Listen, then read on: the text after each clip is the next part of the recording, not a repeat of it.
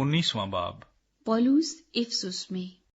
और जब अपुल्लोस करन्थुस में था तो ऐसा हुआ कि पौलुस ऊपर के इलाके से गुजरकर इफसुस में आया और कई शागिर्दों को देखकर उनसे कहा, क्या तुमने ईमान लाते वक्त रूह कुद्स पाया?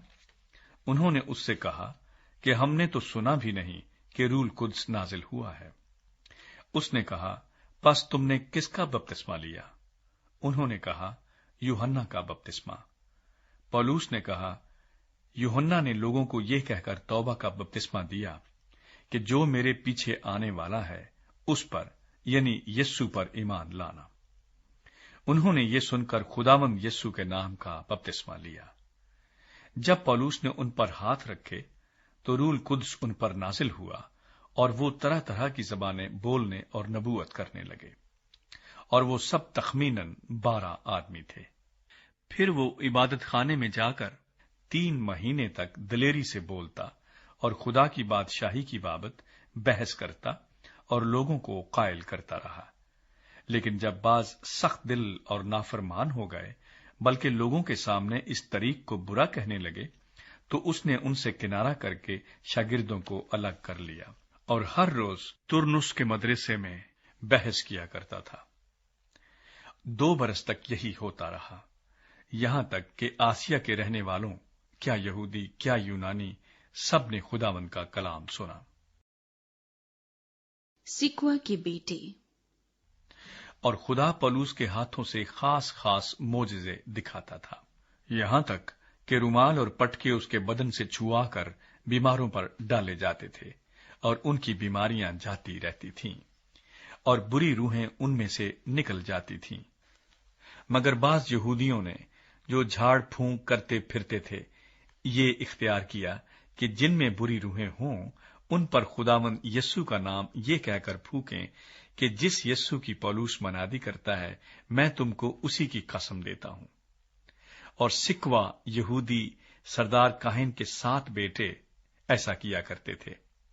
बुरी रूह ने जवाब में उनसे कहा कि यीशु को तो मैं जानती हूं और पौलुस से भी वाकिफ हूं, मगर तुम कौन हो? और वो शख्स जिस पर बुरी रूह थी कूद कर उन पर जा पड़ा और दोनों पर गालिब आकर ऐसी ज्यादती की कि वो नंगे और जख्मी होकर उस घर से निकल भागे। और ये बात इफसुस के सब रहने वाले यहूदियों और यूनानियों को मालूम हो गई। पस सब पर खौफ छा गया और खुदावंद यीशु के नाम की बुजुर्गी हुई। और जो ईमान लाए थे उनमें से बहुतेरों ने आकर अपने अपने कामों का इकरार और इजहार किया। और बहुत से जादूगरों ने अपनी अपनी किताबें इकट्ठी करके सब लोगों के सामने जला दी। और जब उनकी कीमत का हिसाब हुआ तो 50,000 रुपए की निकली। इसी तरह खुदावंद का कलाम जोर पकड़कर फैलता और गालिब होता गया। इफसुस में फसाद। जब ये हो चुका तो पौलुस ने जी में ठाना कि मकदूनिया और अखिया से होकर यरूशलेम को जाऊंगा, और कहा कि वहां जाने के बाद मुझे रोमा भी देखना जरूर है।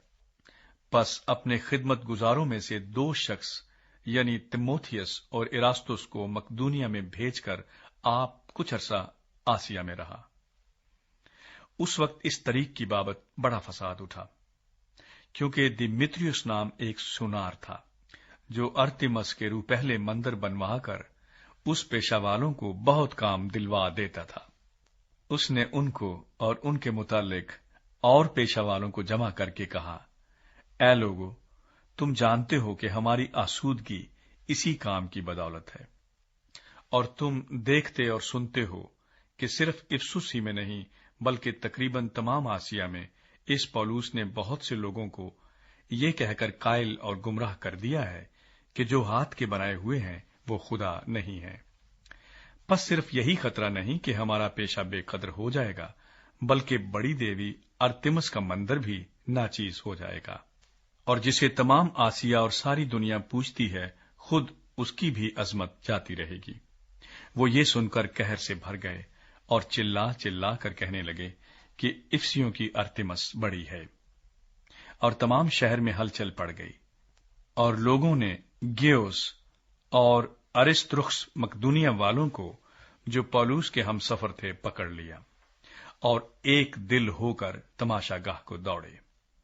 जब पौलुस ने मजमे में जाना चाहा तो शागिर्दों ने जाने न दिया, और आसिया के हाकिमों में से उसके बाज दोस्तों ने आदमी भेजकर उसकी मिन्नत की कि तमाशागाह में जाने की जुर्रत न करना, और बाज कुछ चिल्लाए और बाज कुछ, क्योंकि मजलिस दरहम बरहम हो गई थी और अक्सर लोगों को ये भी खबर न थी कि हम किस लिए इकट्ठे हुए हैं। फिर उन्होंने इस्कंदर को, जिसे यहूदी पेश करते थे, भीड़ में से निकालकर आगे कर दिया, और इस्कंदर ने हाथ से इशारा करके मजमे के सामने उज़्र बयान करना चाहा। जब उन्हें मालूम हुआ कि ये यहूदी है, तो सब हम आवाज होकर कोई 2 घंटे तक चिल्लाते रहे कि इफिसियों की अर्तिमस पड़ी है।